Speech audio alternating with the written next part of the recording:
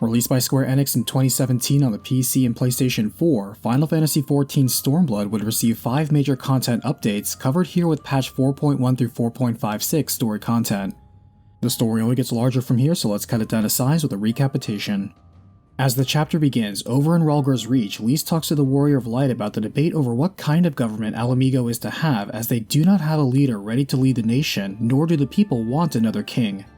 There is no consensus by the people either, so for now, General Raubahn and the Alliance are holding things together. The adventurer is then paused by Arenvald, who invites them and Alphinaud on an adventure to find the lost treasure of Mad King Theodoric. He explains the legend that in his madness, Theodoric executed anyone he suspected of overthrowing him, including his own family, while taking their treasure and hiding that trove away. Taking them to the Salt Lakes, he mentions that this used to be the site of the ancient city of Scala lost to the Great Flood, as they find the sunken city and the legend of the treasure to be true. Destroying the unusual undead and magic monsters guarding the tomb, they realize those same monsters are the cursed royal family forced to guard their stolen treasure. All the same, Arenvald presents the found treasure to Lyse so that they may use the coin to fund the rebuilding of Ala Mhigan and help its impoverished people. Just then, they are interrupted as an angry mob gathers around Fordola's cell, demanding her execution. Lyse struggles to defuse the situation, but fortunately Raubahn arrives to talk down the people and force them to reflect on their fury. That being said, he acknowledges the unspent anger of the people needs to be redirected before it grows into more cries for vengeance. Lyse points out they cannot simply execute anyone and everyone who crossed them during the occupation, else they would just be another Xenos or Theodoric, and Arenvald thinks he can use his echo power to gain some insight on what Fordola is thinking. Visiting her cell, Arenvald calls out her bluff to die as a martyr as the Warrior of Light's echo triggers and he sees her history. When she was young, her father was happy with how the Black Wolf Gaius was handling Ala Mhigan, though folks who hated the occupation also despised people like Fordola's family. An angry mob would quickly surround them and stone Fordola, calling her and her family traitors, and her father would shield her as the Imperial officers would look on and not intervene. Fordola's father would tell his daughter the people are simply slower to accept change and ask her not to hate them for it, but a critical blow would kill him as he was publicly murdered by other Ala Mhigans. As she resentfully grew up, she would tattoo her face like her father's to honor him and join the Imperial Army, explaining to her mother that citizenship is not the goal. To free them from the reputation that all Ala Mhigans are stone-throwing savages, she declares that Garleans need to be forced to respect them by example and proven merit, and she will do so from within, playing by their rules and enduring their harassment until her people are free and united. Balking at them for looking at her past, she shouts out that the old generation of Ala Mhigans that killed her father needed to pay, but just then her own echo power triggers and she sees the Warrior of Light's journey so far too. Immediately, she is at a loss for words, amazed at how much they have endured and continue to carry, calming down and envious of their inner strength. Lyse tells Fordola to reflect on what she wants to do with her life outside of dying as they leave to investigate the research facility that modified her.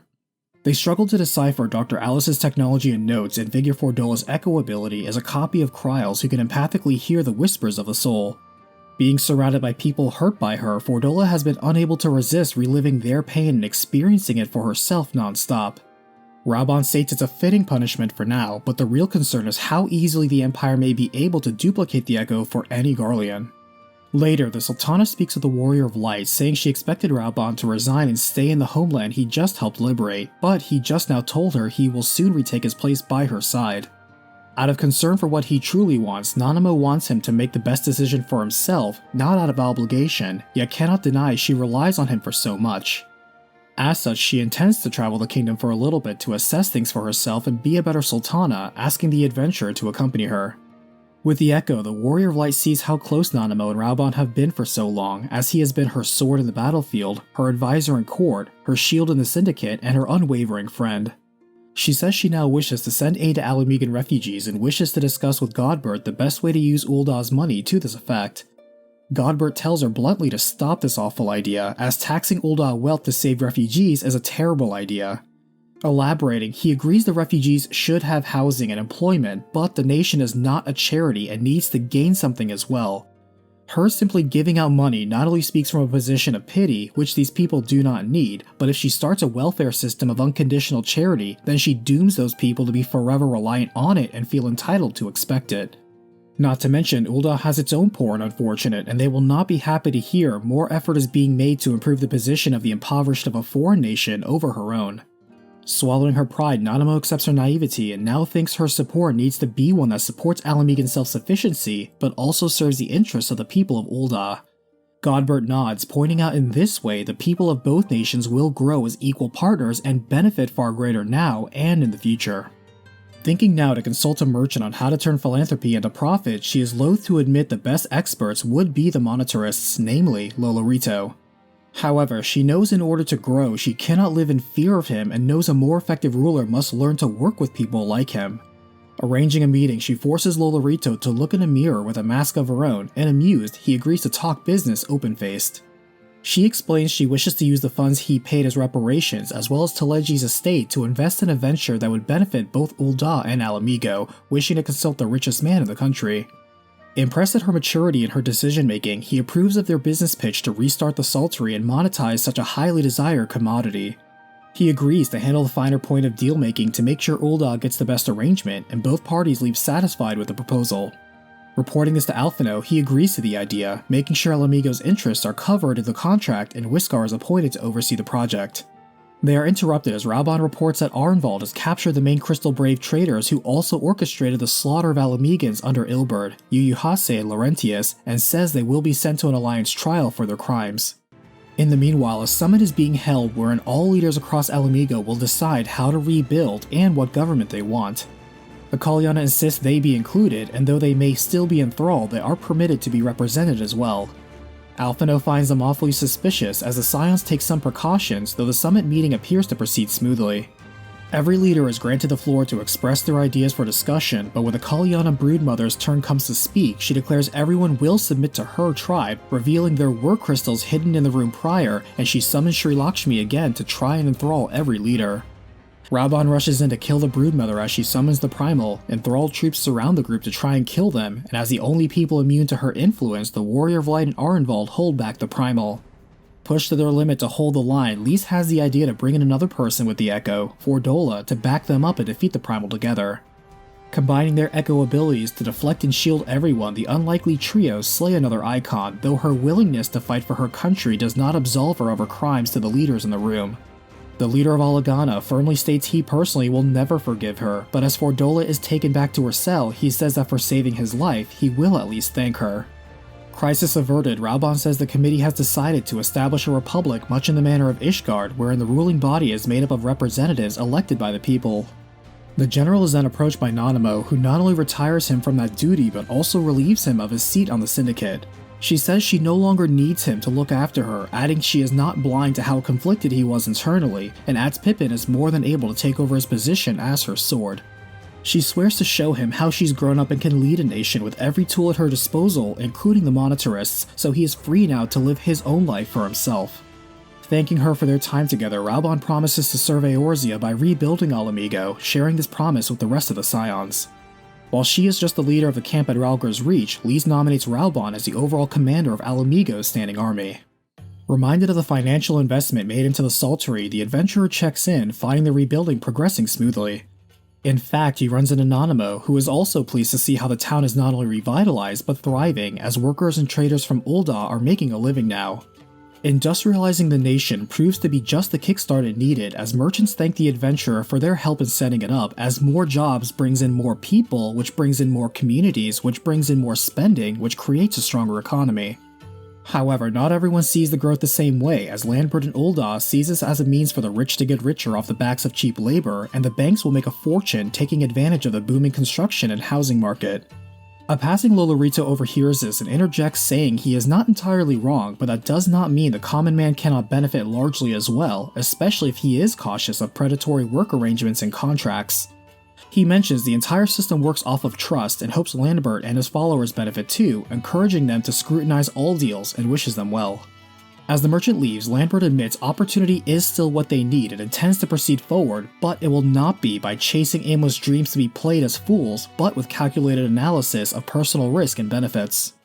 Meanwhile, over in Kugane, Gosetsu laments how he had to pawn his sword for money as a cheerful Yotsuyu hands him a dango to improve his mood.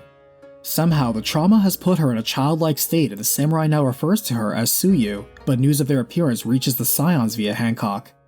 The Warrior of Light Alphino and Alize return to the east and meet with Yugiri as they all hear how not only was Yotsuyu, or at least someone who strongly looks like her, was spotted recently, but she was in the company of a samurai that sounds like Gosetsu. Investigating this lead before the Imperials do, they meet with a conniving Gyuto again who guides them to where Gosetsu sold his katana. Verifying it is his, this gives the group hope as Alphino is suckered into buying the katana back at a high price that Tataru swiftly scolds him for. Seeing the Imperials attack the Confederacy, likely because Yotsuyu has been found, Alphino leads the swim there with a bellow, finding Gosetsu at last. Helping Tansui and the pirates drive off their attacks, they all glare at the meek Tsuyu as Gosetsu explains. When the roof of Doma Castle collapsed, so too did the floor, as they were both swept downriver and caught onto a floating piece of debris that carried them to a deserted island. Yotsuyu's specially made kimono saved her from Heian's blade but did not protect her from losing her memories and reverting to a childlike demeanor.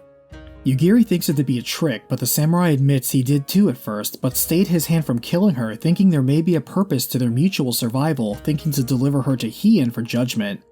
As they return, Soroban mentions he has a business venture he feels Alphino may want to hear out given the enormous sum he just spent on a sword. Otherwise, Heian is glad to see Gosetsu survived, and after hearing his tale thinks to keep Tsuyu here, as regardless of her amnesia, the people have not forgotten her face or what Yotsuyu did. Receiving word of another Imperial transport arriving nearby, Heian is wondering what the Empire is up to, seeing it as issuing a signal of peace. Greeting the guests personally, the young man in charge is Asahi, ambassador plenipotentiary of Garlemald and Yotsuyu's stepbrother, claiming to represent the Popularis party that champions the common man and pushes for reform to Imperial provincial policy. He adds Emperor Varus personally sanctioned this diplomatic mission and granted him authority to negotiate peace with Doma. Taking the delegates back to the Doman Enclave, Heian points out this implies the Empire formally recognizes Doma's sovereignty, and Asahi admits that hasn't happened yet and this is more of an olive branch extension. In an effort to establish trust, he proposes a prisoner exchange of recent captives, including Yotsuyu, but Heian insists on time to think. He visits Gosetsu and Tsuyu, saying he should kill her to fix his error before and prevent the Imperials from getting what they want. However, Gosetsu pleads for her life, saying there is no point in punishing someone who has no memory of their sin, and trusting in his judgment, he instays his blade. The Lord decides that as long as Tsuyu remains Tsuyu, then she can live in peace in Doma under Gosetsu's care, but if her memories are restored by the time of the prisoner exchange, then she will be handed over as the Imperial Viceroy. Heian then tells Asahi he agrees to the prisoner exchange and cooperation in fighting primals, though informs him of the Yotsuyu-Tsuyu dilemma, saying for now she is a citizen of Doma until her memory returns, if at all. Asahi wishes to verify this personally and sees his stepsister indeed has no memory of him, though he leaves her with a strange mirror with a crescent moon on it. Taking his leave for now, Asahi speaks to the Warrior of Light to the side where his tone suddenly shifts to a hostile one, swearing vengeance upon him. With the echo, the adventurer sees Asahi was once saved by Xenos, fervently idolizing him since, as the disciple of Xenos spits at the Warrior of Light, promising him this isn't over. Heian is sure Asahi is scheming something, but for now wants to see the prisoner exchange through. As the group returns to Kugane, Alphino apologizes to Tataru for being so reckless with their money, promising to earn it back while hoisting part of that effort onto the Warrior of Light. Recalling Soroban's income idea, the adventurer and Tataru hear out his work opportunity, first explaining that Oni are foul evil beings that tormented people until a warrior named Tenzin and the Four Lords drove the Oni into the sea. Before accepting the job, the Warrior of Light must pass a test by the client as he delves into a cave underneath a volcano and battles a lord named Jinbu. After defeating it, the adventurer sees it revert to a small turtle as they are cheered on by several small animals. Soroban is shocked to see the turtle talk, circumstances aside, as it introduces itself as the same Jinbu from legend and welcomes them to Reisen Temple. The adventurer learns auspices were once normal beasts that have attained divinity through longevity and focusing their mystical power, gaining speech and godlike abilities of their own. The turtle wants their help in averting a disaster it has foreseen, explaining that every animal auspice has a balance of rage and calm within them, and it was not an Oni they helped Tenzin defeat, but a fiery auspice called Koryu. The seal binding him is weakening, and the Four Lords can restore it, but they are all fighting their own imbalanced energies. Fortunately, a fierce battle like the one they just had can expend the rage energy and shift back the balance, and Jinbu introduces them to Byakko next. Facing a furious storm and still standing, Byakko thanks the adventurer too as they share that Tenzin was also a person possessing the Echo. Tenzin also died fighting Koryu, sealing him with his last breath, and gave his allies his crystal of light that empowered them to be the Four Lords. The next lord to battle is Suzaku, who loves Tenzin and is freed of her rage and grief in battle. However, Koryu now strains against his weakened seal just as the last Lord Seiryu arrives, arrogantly confident in his own strength. The Warrior of Light suppresses the Serpent's ego as he admits he is the second human to ever beat him in battle. Returning to the seal, the four lords do their best to rebind Koryu, but their power falls short, more so when he succeeds in knocking out Jinbu. The Warrior of Light steps in to challenge the mighty spirit, but as it surrounds them in flame, the storm of fire is dispelled by the spirit of Tenzen somehow before them. Nodding to each other, the two Echo users combine their light and power to hold Koryu in place as Soroban, who has been practicing his prayer this whole time, channels Jinbu into himself to add to the effort. The four lords and their allies succeed in resealing Koryu, saving the world as Jinbu now resides in Soroban's body going forward, though the merchant's spirit is still in control.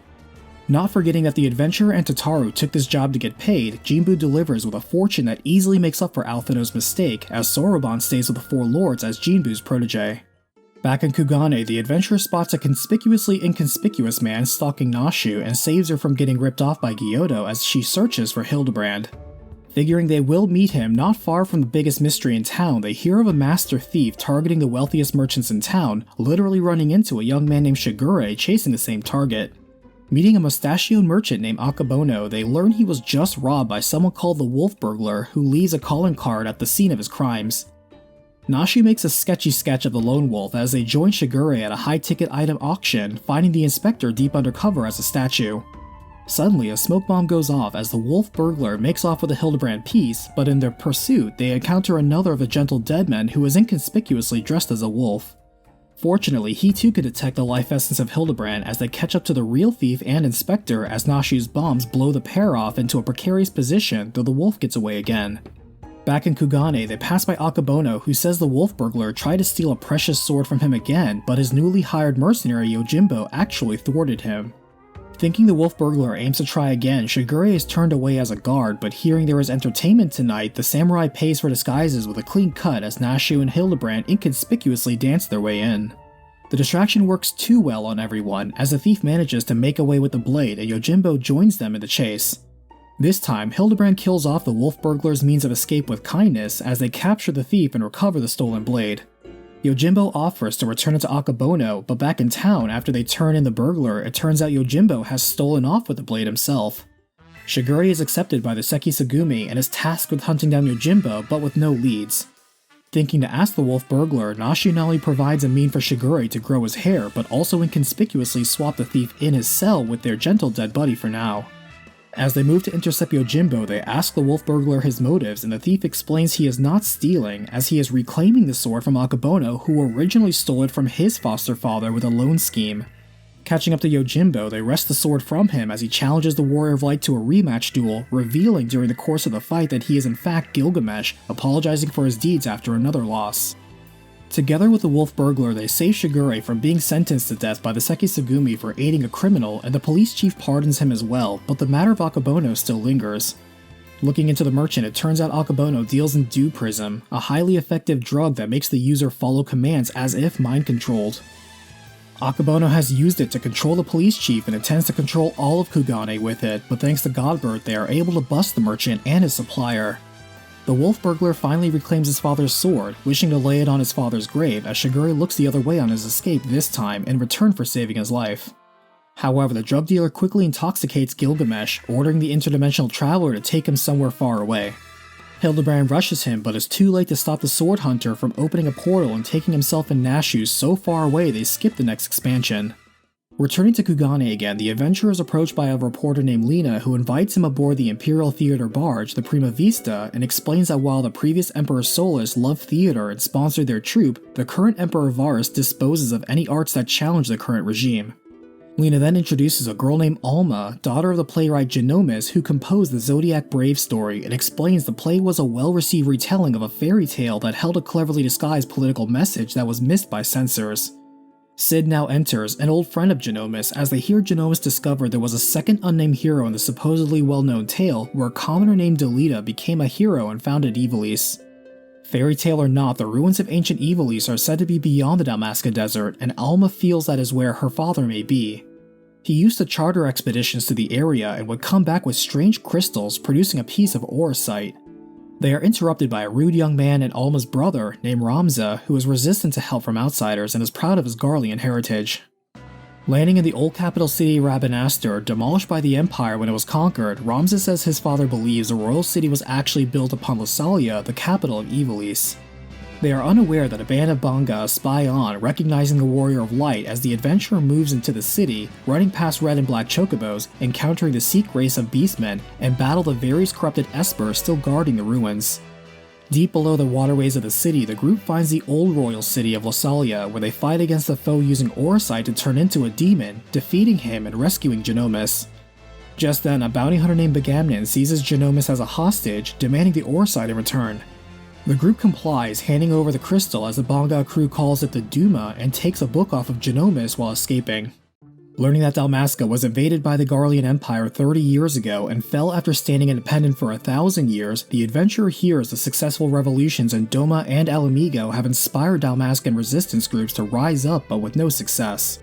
As Genomus recovers, he explains Orosite does not facilitate the possession of a host by an icon, but instead absorbs the host's ether and transforms it before returning it to the body. He also reveals his true name is not Genomus, but Eraslam Durai, saying he descended from the Orin Durai of the Durai papers that truly detailed what happened in the War of the Lions. Unfortunately, the church at the time did not want the truth revealed, branding Orin a heretic and burning him at the stake, but Ramza reveals a copy has been passed down in secret by his ancestors. Their family has made it their mission to prove Ivalice was not only real, but also the common fable is not the whole truth. The problem is that the Durai papers are written in High Ivalician, which is a dead language. They found a means of translating it, but it was the same book Begamnon took.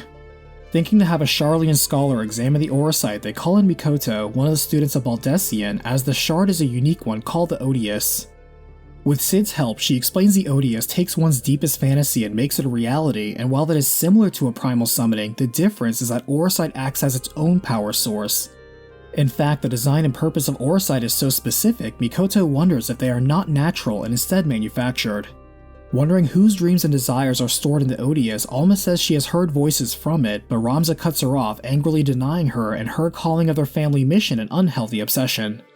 Genomus mentions the name changes between the port version and the original release when suddenly a Moogle with a white palm appears before them, introducing itself as Mont Blanc, who wishes to join their acting troupe.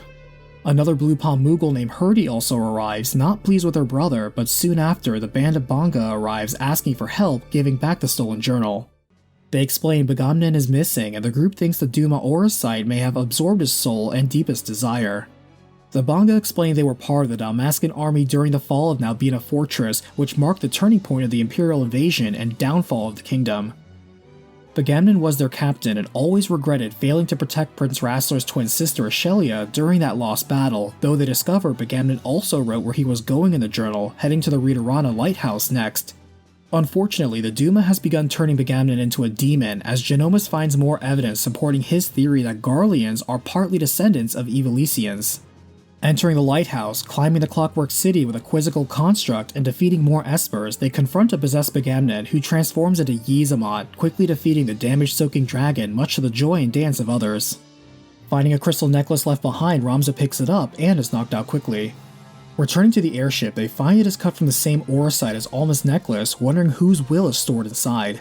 Ramza now wakes up no longer short-tempered and rude, but polite and pleasant, saying the Orosite must have the will of the original Ramza, wishing to return to his homeland and even uncover the truth behind the kingdom's founding. Lena finds it awfully suspicious Ramza can say all that confidently, and Mont Blanc senses a disturbance in his ether. Genomus is excited that everything they have found so far not only supports the existence of Ivalice, but also validates the Durai papers. He thinks to now seek the Orbone Monastery where Ramza fought the demon who gave rise to the Orosite, Ultima, the High Seraph, as Mikoto wonders if the Ultima exhibited at the Praetorium was just an elegant interpretation of the High Seraph's magic. It is theorized that like Omega, Ultima comes from another world, as Sid enters and hands Mikoto a device she requested, and Mikoto says she believes Alma is under the effects of Orosite, and this is why she hears it speak. Embarking on their search for the monastery, they are met by the Banga crew who say they are joining the Damascan resistance and take them to their faction general, a Vieira named Fran. Fran demands recruits and funds for her faction, but taking this back to the Alliance, the recent failings of their uprisings and lack of unity or leadership does not give others confidence in their ability. Instead, Hien passes along a message on what their next steps should be, and Fran's messenger is pleased as this is what Fran wanted to prove to their inexperienced leader. As thanks, Fran shows them where the monastery they are looking for is, but before they head out, Alma says she hears the voice of the High Seraph from the Odious. She passes along the message that if they free her from her imprisonment, she will reveal how she turns their desires into reality, exposing that her father wants to revive their dead mother. However, the Orosite takes possession of Alma as she is dragged into a portal as Mikoto uses her device on Alma and hands it to the Warrior of Light, saying it's a variation of Moanbreeda's Aetheric Siphon and can rescue her. As they hurry to the monastery, Alma appears again to bait Ramza, and while Mikoto's device shatters the Orosite, freeing Alma, a second portal opens up and steals away Ramza. Ramza's pendant begins to glow, triggering the adventurer's echo, wherein he learns from Orin Durai himself that Ramza was his era's Warrior of Light, and after he failed to stop the darkness, he entrusted his soul to Orosite and sacrificed his body to seal Ultima. He then asks his friend Delita to strike his name from history and safeguard the pendants with his Orosite for heroes of the future. Orin reveals his chronicle of the adventure, turning to Alma, who bears his child, confident that his descendants will preserve the truth. Learning all this, they realize Ultima wishes to seize the Warrior of Light as its new vessel. Inside the monastery, they fight demon versions of Mustadio, Agrius, and Sidolphus, freeing their souls, and clash against Ultima herself, who proves overwhelming until the spirit of Ramza comes out to protect the party. Refusing to kneel before her, and cutting off her constant summoning of the denizens of the Abyss, the party prevails as Ramza is left behind, and the original Ramza thanks them all. Together with his own party of friends and allies, they can all finally rest and pass on as Ramza is reunited with his loved ones. Genomus now realizes how precious his family is over the burden of his bloodline, saying he will add a new act to his play but will not try and overturn history like before. However, as the Prima Vista takes flight again, one of the company thespians is a spy for the Empire as they inform the legatus of the 4th Imperial Legion who led the attack on Damaska, Noah von Gabranth of the Clockwork City. Besides learning the truth of the Garlean's ancestry, he is interested in the weapon powerful enough to carve a gateway to the land's core, calling it Tartarus, and looks over to the light-footed Construct 7. Returning to Kugane, the adventurer is hailed by Kryl and Hancock, who report that an undiscovered island has suddenly appeared, and fellow merchant Rowena feels it could be a new port of call to alleviate traffic and more importantly tariffs from Kugane. Unfortunately, the first expedition crew to explore the island was nearly wiped out, and so they turn to the Warrior of Light. Kryl mentions she has a personal interest in this expedition, and they are joined by an egotistical friend of Kryl's named Ijika, an aetherology expert of the students of Baldessian. They have named the destination after the Allegan legend of the Forbidden Land where fearsome weapons are kept, Eureka, and as they land, both scholars agree there is no doubt the island is actually the lost Isle of Val. Unsure how or why the island appeared here, they spread out to look for other survivors as the adventurer is met by a shrouded man, and with the Echo sees a scene with Galuf Baldessian and his Archon allies speaking of using the Isle of Val as a prison to seal away something powerful.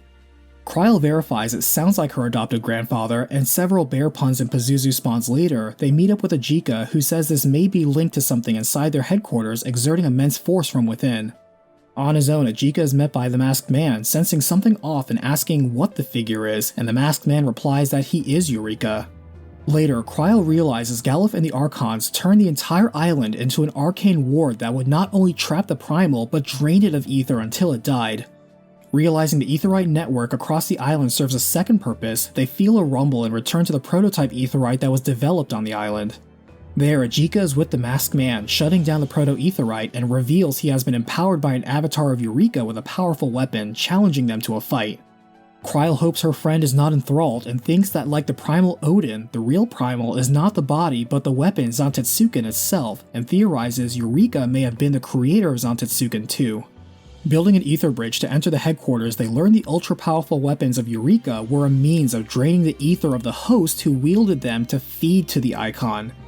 The end goal was Eureka's master wished to create a new mother crystal, draining the world of its ether to reforge the world. When the Ascians learned of the calamity they could induce with Eureka, it was Galuf and his comrades who chose to evacuate the island, sink it into the lifestream, and then defeat the Ascian Emerald by scattering his essence with the raging ether. However, even though Galuf would go with the island too, just in case Eureka survived, he left behind a journal urging the Scions to reseal the island before it is misused. Kryl also learns Eureka is unable to make the weapons itself, and so made an avatar as an instrument to do so, thinking they can sever the connection between them, which will isolate Eureka. They are confronted by Ajika again with the Avatar, revealing he was never enthralled and instead played along to gain an etheric blade. He tosses it to the Warrior of Light who was immune to primal influence, who turns and cuts down the Avatar. Kryle moves to reseal Eureka, but Ajika pauses her, saying he can enact Galuf's original plan to outright destroy it by having someone use their ether to link to Eureka and force it to expend all ether until it died, which will drain the user too. Since Eureka expended a tremendous amount of ether to pull itself out of the lifestream, it is weak enough now for Ajika to sacrifice himself to end Eureka before the Ascians can use it. Forcing Ajika to pause and think more about his solution, they realize that should Eureka be destroyed now, the weapons would absorb the untethered ether and become mini-primals themselves, and so they need to destroy all of Eureka's creations first. Searching and destroying all the Baldessian arsenal, Ajika now says he will teleport into the lifestream right when Eureka is drained to death and emerge safely afterwards, similar to Y'shtola's flow maneuver. Kryle stands by to make sure things go as planned, and working together, both scholars destroy Eureka once and for all. The expedition over, they inform Hancock and Rowena of everything, and while they assert claim of the Isle of All, they work out a deal where an open port may be established. Ajika stays behind to oversee the island, thanking both Kryle and the Warrior of Light for their help in his own stubborn way. Back in Yansha, the time for the prisoner exchange draws near as Hien mentions Gosetsu is hiding how weak a condition he actually is in, barely able to hold a sword. Checking in, they see Tsuyu tending to him as he mentions desiring a Namai persimmon and even helps bathe him, though seeing the bullet wounds she inflicted jogs a bit of her memory. Discussing Tsuyu, the group agrees she is not acting, but on her own, Tsuyu goes to Namai to get a persimmon where Issei and the villagers recognize and angrily shun her. Hien briefly explains things as Issei's sister convinces the village she is truly not the same person, giving her a persimmon. Taking her away to the prisoner exchange, Asahi tries to jolt her memories by showing her his parents, who abused and traumatized Yotsuyu, and this triggers more memories to come flooding back. Alphino is more concerned with the suspicious crates the Imperials brought with them, and that night, Tsuyu was found missing again, and during the search, the Warrior of Light finds her foster father dying from a stab wound. With the Echo, the adventurer sees Yotsuyu indeed returned, though was swayed by the care and kindness shown to her by Gosetsu. Feeling overcome by guilt at how she treated him, she takes a knife and moves to end her own life as atonement. However, she was interrupted by her foster parents who still continue to be cruel to her and think to sell her into slavery again. Chuckling, Yotsuyu is reminded of her hate, embracing it and killing her aunt and uncle, and an applauding Asahi welcomes her return. Though she has no love for her stepbrother either, Yotsuyu leaves with him to continue her vengeance against Doma. Hearing this, Hien still prioritizes the prisoner exchange, though Yotsuyu interrupts the meeting, swearing she will personally create an eternal night over Doma and rule above them. Taking out the mirror Asahi gave her, her passionate hate, faith in the kami, as well as the crystals Asahi snuck in the crates nearby, fuel her transformation into an icon, the goddess of the moon, Tsukuyomi. Asahi feigns that Doma has summoned an icon in violation to their agreement as the Warrior of Light steps in to shatter the dark pale Yotsuyu casts, reverting her back to her human form. As she lays dying, Asahi steps in to shoot a fallen Yotsuyu, daring the Warrior of Light to intervene and bragging how well he has stacked his schemes like an Oreo. Kicking her while she is down, Yotsuyu returns the gift of vengeance he has given her, skewering him with her magic and killing him with her dying breath. As Asahi dies, still loyal to Xenos, the Warrior of Light sees the memory of how this entire plot was orchestrated by a somehow revived Xenos who wished to remind people of the threat of primals still. Gosetsu arrives, sincerely grieving for Yotsuyu, as one of the Imperial officers with Asahi, named Maxima, says he intends to honor the prisoner exchange despite their ambassador's unexpected deception. He is surprised to learn it was Xenos all along and confirms to a surprised Hien that Xenos is indeed alive, but after they converse, Maxima wonders if this Xenos is an imposter among them. Hien senses Maxima is a good man and warns him of the high likelihood of treachery upon his return to the Empire. Alphino offers to return to the Imperial capital with Maxima, explaining this manipulation from the shadows, knowledge of icon summoning, and habit of possessing the bodies of others reeks of an Ascian behind all of this. While he agrees with Alphino taking action in the Imperial court, Hien offers him some protection by declaring he will travel as an emissary of Doma. As the citizens are grateful for the return of their loved ones from the Empire, Gosetsu surprises the group by shaving his head, dropping the way of the samurai, and declaring he will embark on a pilgrimage. With Hien's blessing, Gosetsu takes his leave on a new personal journey as Hien explains to the group the reason the old samurai cared for Tsuyu as much as he did is because she strongly reminded him of the daughter he lost during the invasion, only to lose Tsuyu too. Addressing the issue of Xenos, the Scions visit the tomb that secretly buried him in, shocked to find it empty, and unaware an unusual Elezen hanging around the same grave looks on. Thancred avoids jumping to conclusions but knows firsthand about Ascian possession, as over in the Empire, Xenos updates the Emperor on recent events in Doma and how everything went perfectly to plan. Elsewhere, the Elezen soldier is still formidable with a katana, eager to use his new lease on life to continue his hunt, stealing an aircraft. Reconvening, the Scions deduce an Ascian is possessing Xenos' body, now concerned about Alphino, as on the transport ship back, Maxima informs a Scion they are currently above the Burn, a wasteland devoid of ether thanks to Icon's summonings. Suddenly, the ship is attacked by Imperial Magitech, sinking the ship. Crash landing, Alphino and Maxima are besieged by soldiers by order of the prince to kill everyone there. Unable to match the amount of reinforcements, a strange group of warriors step in and save them, as after defeating their assassins, the menacing mercenary recognizes the Scion. The Garlean dodges how exactly, learning the attackers were the Emperor's personal guard, and introduces himself by tossing down the mask of an Ascian, calling himself the Shadow Hunter. Some time passes and Alize is worried that Alphino has missed his scheduled check-in, and recon work by Thancred not only confirms Xenos is an Ascian in disguise, but also Alphino never made it to the capital. Fortunately, he was able to receive a message sent out that he is in the Burn, and mobilizing a search party, they pass through unexpected Allagan ruins and find the crash site, as well as the dead royal guard. While wondering what it all means, Lee says there is a meeting of the Alliance leaders, and not only will Ala Mhigan be joining the Eorzean Alliance, but they invite their Doman allies to attend as well. Knowing the peace treaty with the Empire is likely forfeit, he wishes to protect his borders a bit better before leaving, thinking also to form an alliance in the east as well among Doma, Hingashi, Suino Sato, and even Dalmasca. In regards to shoring up their defenses against Imperial airships, Y'shtola took some time to study the ruins they just found, finding it identical to Azys Law, believing the floating continent was made with land taken from the Burn. What more, there were old Allagan field generators left behind and suggests repurposing them, having been proven effective against the Empire's strongest ships. However, they need an energy source to power such a barrier, and Heian believes a relic in the Azim Steppe will serve such a purpose. Traveling there, they find the artifact is Allagan as well, but seek permission before moving it. Sadu permits it so long as the Warrior of Light can best her in a duel, but as their fight escalates, Magni steps in to intervene. Fending him off to preserve the duel, Y'shtola defeats Magni, impressing him to such a degree he finds himself swooning over her. However, Y'shtola savagely rejects him so fast even the Zayla of the Sun cannot handle the burn. Both tribes forced to agree, Y'shtola activates the Allagan Etheric Regulator, sending ether to the burn now as the Ironworks is commissioned to restore the shield generator. Meanwhile, Hingashi refuses to break its treaty with the Empire, and Suino Sato firmly resolves to stay neutral as he now attends the Alliance meeting where the main topic is the Ascians. Thancred suggests fighting fire with fire, using subterfuge to force awareness of the imposter prince, which would very likely rile the factions vying for the throne and force another civil war of succession within the Empire that Varus just overcame. There is unanimous approval, instigating an invisible war to divide and destabilize the Empire's unity, led by Thancred, when suddenly a searing headache overcomes the Scions and the Warrior of Light hears a voice saying that history must be changed, warns the light is coming to annihilate all life, and urges them to throw open the gates. Recovering, the summit is shocked to see Thancred fall over, asleep and unresponsive but otherwise fine. Kane Senna believes the Scions had an out-of-body experience of their souls being called, explaining Thancred's soul has been plucked from his body. That being said, she has no idea who has such an ability or where Thancred's soul was called to. Urianger contacts them, saying he felt the same all the way where he was, making him think the Scions are being specifically targeted. They begin to discuss localized thinning of ether around the land when the Scions experience the phenomenon again, and this time both Y'shtola and Urianger's souls are called away.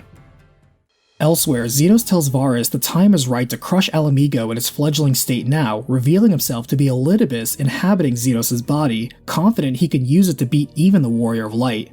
Varus does not give the order to attack, instead giving a sigh that draws another man out from the shadows, blaming La Habrea's mistake for Elidibus summoning him.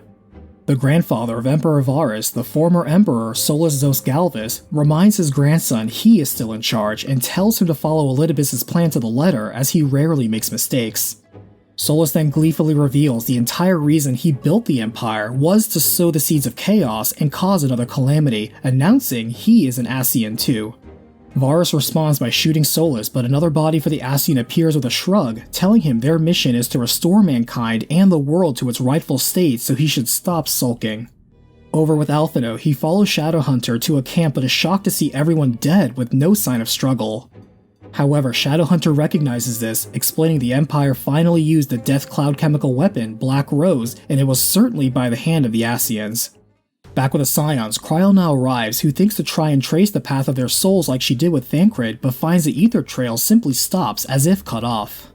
While with Matoya, they notice the ether thinning Urianger and Y'shtola noted before being called when they are pinged by Lys, who tells them Maxima, along with some of the Populares, have defected to Ala Mhigan. Maxima reports that Alphinaud is alive and well, but chose to accompany a mysterious Ascian hunter, but more importantly, the Empire has a new weapon that killed an entire rebel army overnight and is consolidating its forces, likely in order to march onto Ala Mhigan. A sudden headache hits them again, but no one present seems to have been called. Hurrying the repair of the shield barrier, they are pleased to see it work and surprised when an Imperial aircraft happens to approach and nearly crash into it. Landing, the group is surprised to see the Shadowhunter bearing Alphinaud, who was the next calling victim. The Shadowhunter greets the Warrior of Light, and looking at the distinct mask on his belt, the adventurer is shocked to learn the mercenary is actually the Black Wolf, Gaius von Balzar. He admits to this, but says the Legatus died in Castra Meridianum, and he is just Gaius Balzar now, a man who crawled out of the rubble to get revenge on the Ascians that used him and his nation as pawns to restore their god. He learned the Warrior of Light later vanquished La Habrea, and so took to hunting the other shadows, pointing out this puts him on the same path as the Scions, saying they can count him as an ally now too. He explains Ascians have a hierarchy, and among the Paragons there is one they know little of named Emmet Selk, and thinks Elidibus is the one posing as Xenos. Finally, he informs them that the Empire killed the rebel army with a toxic gas called Black Rose, something he tried to destroy when he was a Legatus. With Alphinaud, they just now destroyed their production facility and stores, so even if they rebuild it, it will not be soon. However, when he and Alphinaud were investigating the facility, not only did they see the project was approved recently by Xenos, but there was also a facility filled with Allagan cloning devices and dozens of incubators containing bodies of a young Emperor Solus. Gaius returns to his hunt as over in the Empire, Varus is informed a new gas production facility will be ready in time for the next offensive, and Solus thinks the gas may serve another purpose too. Voicing a grudge, Varus scolds Solus for recklessly failing to name a successor, collapsing the kingdom into civil war, and Solus counters that chaos was by design, which stuns and frustrates Varus. With a grin, Solus leaves, thanking his grandson for the helpful supply of clone vessels for his personal use. Over with the Alliance, they prepare to receive the Imperial invasion force as they catch up on all the recent revelations, but learn Varus will be open to a parley beforehand. The Alliance opens with grievances against the Empire, but Varus displays his expert diplomacy and debate, not only rebuking their feelings on the matter, but also keenly exposing their own hypocrisies and articulating the reasons and benefits to how and why the Empire operates as it does. He expresses how disappointed he is that he sincerely came here wishing for peace, but instead found a panel deaf to reason, and catching on, Nanamo resets the room, apologizing for the discourtesy the Alliance has opened with. The Alliance realizes they know little of the Empire's position and perspective and find they have more questions, especially in regards to icons and the reason behind this war. Smirking, Varus says they are finally asking the right questions and directs them to look at the big picture where their world will be rejoined and be at peace again. He reveals this is also the plan of the Ascians because the Garlean Empire was founded by his grandfather who was an Ascian, admitting he is just a pawn himself. Varus proposes uniting the whole world so that they can ascend as a race and overthrow the Ascians, and inviting them all to join him and starting their rejoining.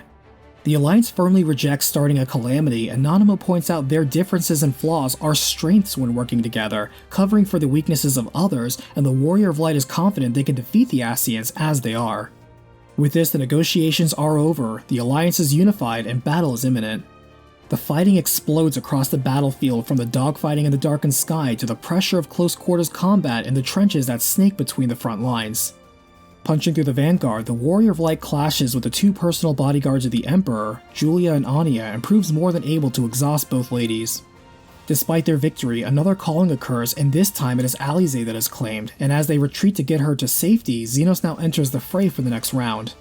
As expected, the Imposter Prince alone is enough to shatter the Alliance defenses, and despite resisting another calling, the Warrior of Light goes out to meet him as Hien, Lys, and Yugiri struggle to hold the line against the Ascian and buy time for the adventurer to return. Just in time, the Warrior of Light arrives and strikes back, winning the duel, but as usual, the Ascian revives himself uninterrupted. Just then, the calling strikes the adventurer and Elidibus recognizes the phenomenon, as even the Warrior of Light is unable to resist this time, waking up in a strange place before an enigmatic figure. He says, win or lose, the battle the adventurer wages does not change the path to oblivion they walk. However, a better path leads to him, where the figure needs his strength, telling the adventurer to go to the Crystal Tower where he left a beacon near its base. He tells him they will throw wide the gates and the path to the first will be walked at last. Waking up, the Warrior of Light is met by Emmerich, who says Estinian stepped in and fended off a retreating Xenos long enough for himself to pull his friend out of the fight. Surprisingly, both Varus and Xenos have abandoned the fight, as intelligence suggests unrest in the Imperial Court called them away. After resting, the Warrior of Light updates Tataru and the Rising Stones of everything, and they now wonder how to enter the sealed Crystal Tower. Meanwhile, in the Empire, Xenos is mocked by Varus for his earlier boasting and tells him the rumors of him being an imposter are spreading like wildfire. At the same time, production of Black Rose is ready and waits on the Emperor's word for deployment. Finally, back on the battlefield, a certain katana-wielding soldier reveals he is the true soul of Xenos, returned thanks to his resonant echo ability, although in a borrowed body for now, as the Warrior of Light returns to the Crystal Tower, ready to sow the seeds of darkness. During this point in the game, Final Fantasy XIV Stormblood has enjoyed the success of having over 14 million players worldwide. I wonder, was the fruit as sweet as he remembered? Lord Xenos, he will come for you.